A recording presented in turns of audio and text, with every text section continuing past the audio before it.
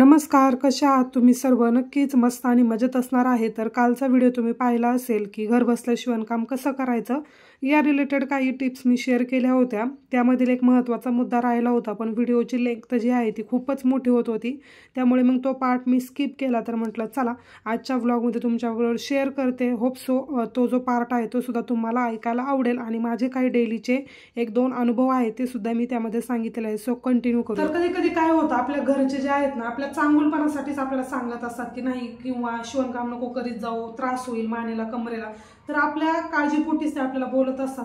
पण काय होतं, तुमचा वेळ घालवण्यासाठी असेल, 4 पैसे कमवण्यासाठी असेल, ह्या सर्व गोष्टी करणं गरजेचंच आहे. खूप सारे लोक डिमोटिवेट करतात. आता फॉर एक्झाम्पल मी तुम्हाला देते. आता जवळजवळ 10 दिवस झाले माझा मुलगा राम गावाला गेलेला आहे, म्हणजे माझ्या आईकडे आहे. तर काय होतं, रामला आधीमध्ये मी गावाकडे सोडत असते, कारण की म्हणजे पटकन बोलत नाही, किंवा 2-4 शब्द आई बाबा मम्मा पप्पा असे 2-4 शब्द त्याला येतात. वाक्य रचना काही अजून व्यवस्थित जमत नाही. 2.5 वर्षाचा तो झालाय. त्यामुळे मग काय झालं, आम्ही स्कूलमध्ये ज्यावेळेस ॲडमिशन करायला गेलो त्यावेळेस त्यांनी काय सांगितलं की जे काही बेसिक हायजीनच्या गोष्टी असतात त्या तरी त्याला निदान सांगता आला पाहिजे. त्यामुळे मग आम्ही तो डिसिजन नाही घेतला की नको, स्कूलमध्ये आता तरी नको, आणि लहान आहे, 3 वर्षाचं झाल्यानंतर टाकेल असं माझं चाललं होतं की प्ले ग्रुप नर्सरी म्हणजे काय पुढं असेल ते. आता हे थोडंसं विषयाच्या पलीकडे जाऊन मी तुम्हाला सांगते, पण अगदी 5 मिनिटात मी हा मुद्दा हे करते. तर त्यावेळेस काय झालं, मग नको वाटलं. मग नंतर डॉक्टर काय म्हणले, त्याला ना मुलांच्या संपर्कात जास्त ठेवा. आता बोलण्यासाठी वगैरे काय असं स्पेसिफिक टॉनिक वगैरे नाही आहेत जेणे की आपण मुलांना बोलायला शिकवू शकतो.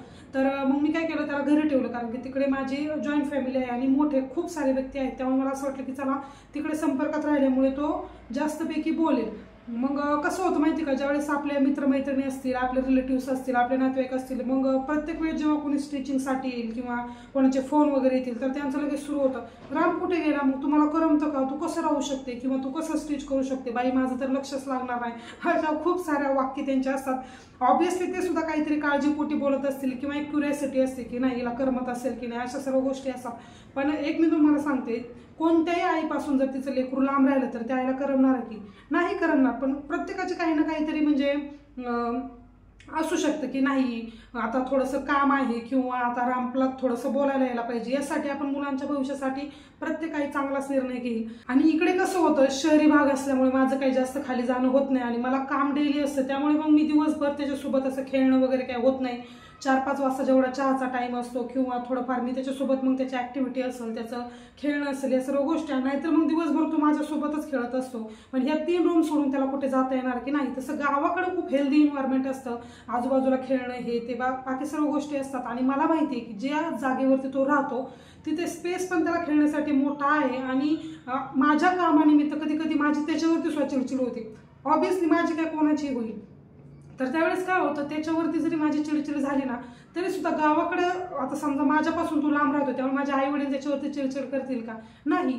कारण की काय होतं, आईपासून ज्यावेळेस लेकरू लांब राहतं ना त्यावेळेस घरची सुद्धा त्याची तेवढीच काळजी घेतात, कारण की ती एक जबाबदारी असते थोडक्यात आपल्यावरती. आता माझ्या 2 वहिनी झाल्या, त्यानंतर माझा भाऊ झाला, माझे आई वडील किंवा माझे चुलत्या काके, ह्या सर्वच म्हणजे त्याची इतकी जास्त काळजी घेतात ना की मला दिवसभर फोन जरी केला ना तरी सुद्धा ओरडतात की कशाला सारखं फोन करते, किंवा इथं काय आम्ही नाही का, असं तसं म्हणजे त्यांचं चालू असतं. मला एक ट्रस्ट आहे की नाही, माझी ती फॅमिली माझ्या मुलाला व्यवस्थित सांभाळू शकते, त्यामुळे मी त्याला तिकडे ठेवले. पण हेच लोक, आता सांगायचा मुद्दा हेच मला करायचा आहे की लोक काय करतात, मग आपल्याला येऊन डिमोटिवेट करतात. आता 2 दिवस मी असं विचार करत होतो की नाही, मी रामला का ठेवलं असेल, नको, मग हे असे म्हणतायत तर असंच असेल का, कशाला ठेवलं उगाच आपण. मग काय होतं, म्हणजे एक लेडीज आहे तर ती मला काय म्हटली की काही पण होऊ शकतं, मुलं किती आजपळ असतात, कोणत्या गोष्टी घडतात. मग माझ्या मनामध्ये ती एक निगेटिव्ह थिंकिंग यायला लागली. आणि 2 दिवस माझं शिवणकामाकडे काही लक्ष नाही, चला झाला तर झाला, 1 ब्लाऊज झाले तर झाले, 2 ब्लाऊज, असं माझ्या माइंडमध्ये ते थॉट्स घुमायला लागले. त्यामुळे असं होतं की ज्यावेळेस लोक आपल्याला डिमोटिवेट करतात ना, आपण याच्यापासून डिस्ट्रॅक्ट होतो आपल्या मेन कामापासून. त्यामुळे लोकांकडे काही जास्त लक्ष द्यायचं नाही, आपण आपलं काम करायचं. भले तुम्ही घरातून करा, बुटीकमधून करा, फक्त कामामधलं फिनिशिंग त्यावरती तुमचं खूप डिपेंड करतं. फिनिशिंग ठेवा, व्यवस्थित काम करा, कस्टमर कुठेही जाणार नाही, आणि वाट कोणत्याही गोष्टीची पाहिजे नाही. ज्यावेळेस तुमचं काम चांगलं असतं ना, तुम्हाला लांबून लांबून काय कुठूनही कस्टमर येतात. श्रावण महिन्यातील आज पहिला सोमवार आहे, त्यामुळे श्रावण महिन्यातील पहिल्या सोमवारच्या तुम्हाला सर्वांना खूप खूप शुभेच्छा। तर सकाळी काय झालं, मी पार्सल टाकण्यासाठी गेले होते, ऑलमोस्ट मला खूप लेट झालेलं, 10 सव्वा 10 वाजता मी इथून घरून गेले। त्यानंतर यांना टिफिन सुद्धा द्यायचा होता कारण की सकाळी उठायला थोडंसं लेट झालेलं। तिथे दिल्यानंतर मग बाकीचं माझं खूप सारं काम होतं, तर येता येता मला 4 वाजले ना, आता ऑलमोस्ट 4:30 वाजत आलेत।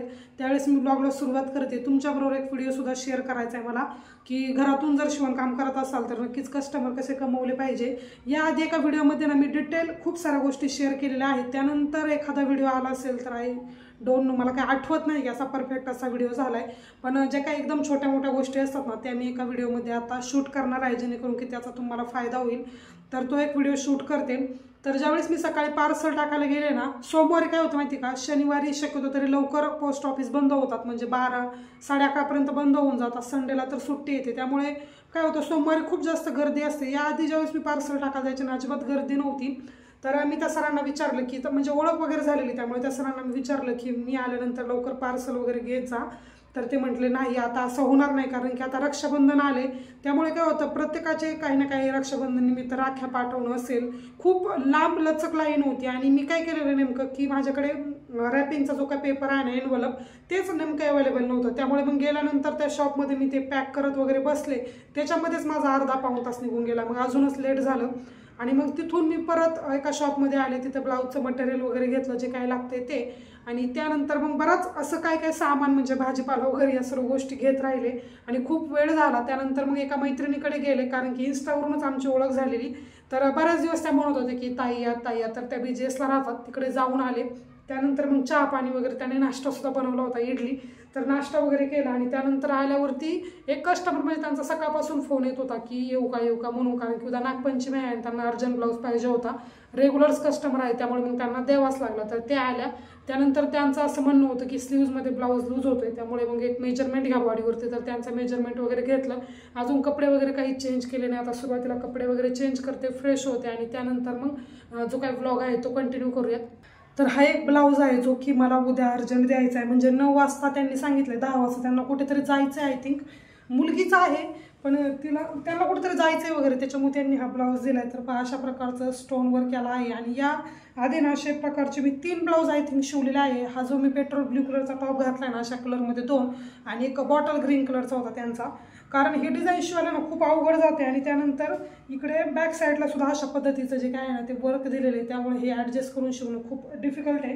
त्यांना अर्जंटचे काही मी जास्त काय म्हणजे जास्त चार्जेस सांगितलेच नाही, फर्स्ट टाईमच त्या आल्या होत्या, पण म्हटलं चला मुलीचं आहे आणि मेजरमेंट वगैरे कमी आहे, त्यामुळे मग मॅनेज करून घेतलं।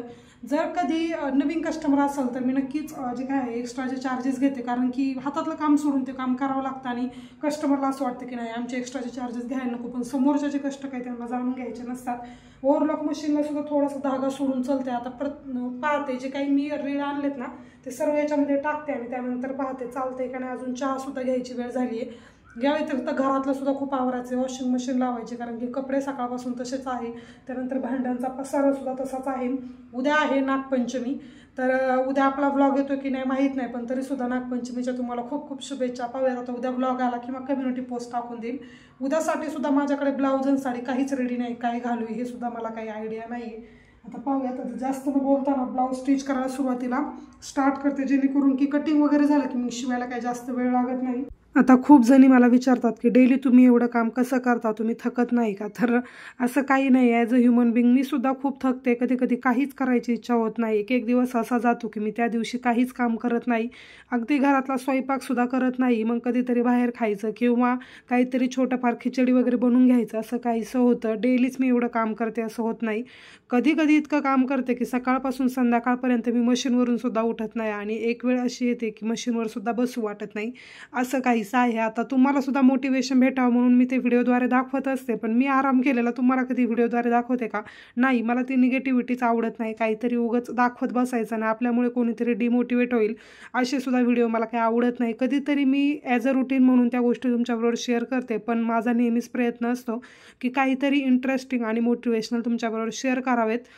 खूप ताईंच्या कमेंट आहेत की तुम्ही ब्लाऊजला प्रेस कसं करतात ते व्हिडिओ घेऊन या। एक छोटासा व्हिडिओ मी घेऊन येईल, एक 5-6 मिनिटाचा असेल, पण त्या व्हिडिओमध्ये ना तुम्हाला काही टिप्स देईल, अगदी म्हणजे ब्लाऊजला प्रेस करण्यापासून तर ब्लाऊजला तुम्ही कसं डिझाईन करता या सर्व गोष्टी मॅटर करतात। प्रेस केल्यानंतर सुद्धा ब्लाऊजची जी काही फिनिशिंग आहे ना ती खूपच छान येते।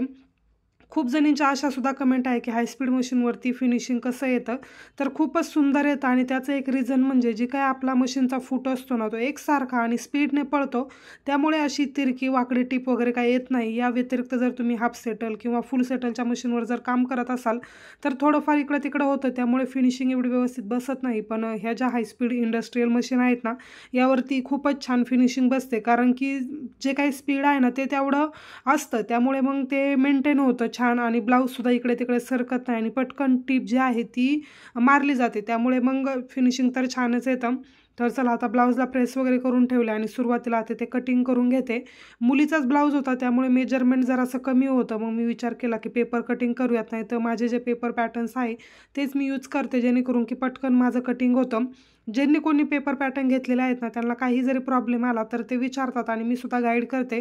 प्रत्येक वेळेस तुमच्या टायमिंगनुसार मी अवेलेबल असेल असं सुद्धा होत नाही. परत त्या रिलेटेड ना मी पटकन व्हिडिओ घेऊन येईल, जेणेकरून की तुम्हाला मला सुद्धा कन्सल्ट करायची काही गरज पडणार नाही. पटकन तुमचे जे काही प्रश्न असतील ते त्या व्हिडिओमध्ये सॉल्व्ह होतील.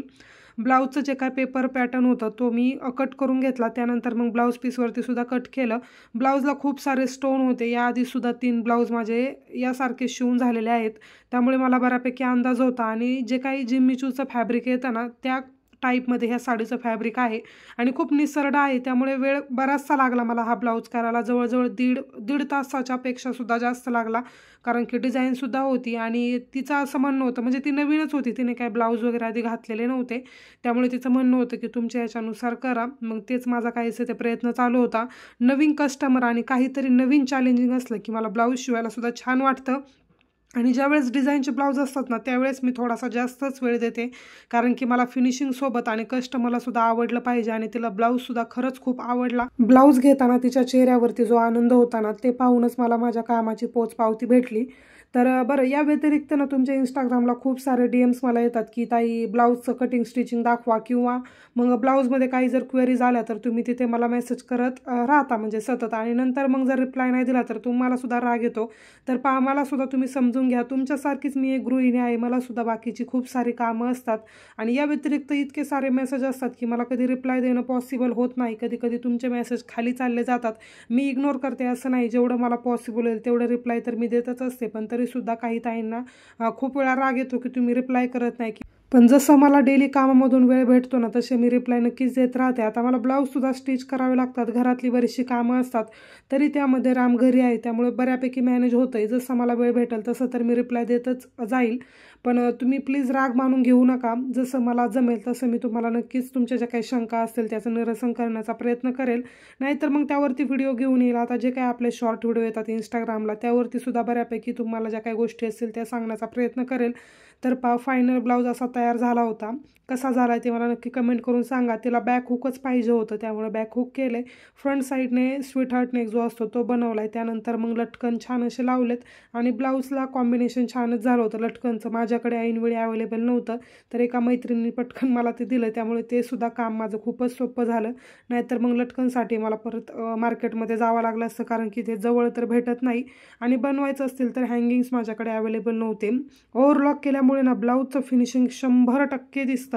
जर तुमच्याकडे स्टिचिंगचं जास्त काम असेल तर नक्कीच ओव्हरलॉक मशीनमध्ये इन्व्हेस्टमेंट करा. खरंच खूप सुंदर ब्लाऊज दिसतो आणि हायस्पीड मशीनमुळे फिनिशिंगसुद्धा खरंच खूप छान येतं आणि त्यामध्ये आपण प्रेससुद्धा करतो आहे, त्यामुळे ओव्हरऑल ब्लाऊज खूपच छान दिसतोय. बाकी ब्लाऊज कसा झाला आहे ते मला नक्की कमेंट करून सांगा. मी कालच इंस्टाग्रामवरती याची एक रील टाकली होती, त्यामुळे पटकन शिवून झाला की काहीतरी नवीन असलं की मी लगेचच शेअर करून देते. बाकी काही ब्लाऊज जे काही राहिलेले आहेत ते तुम्हाला डेली रील्समध्ये पाहायला भेटतीलच. तर चला, असा होता माझा आजचा व्लॉग. कसा वाटला ते मला नक्की कमेंट करून सांगा. बाकी जर चॅनलवर तुम्ही नवीन असाल तर प्लीज चॅनलला सबस्क्राईब करा आणि हो, व्हिडिओला लाईक करायला अजिबातच विसरू नका. आपण भेटूयात नवीन व्लॉगसोबत. तोपर्यंत तुम्ही सर्वांनी काळजी घ्या. बाय.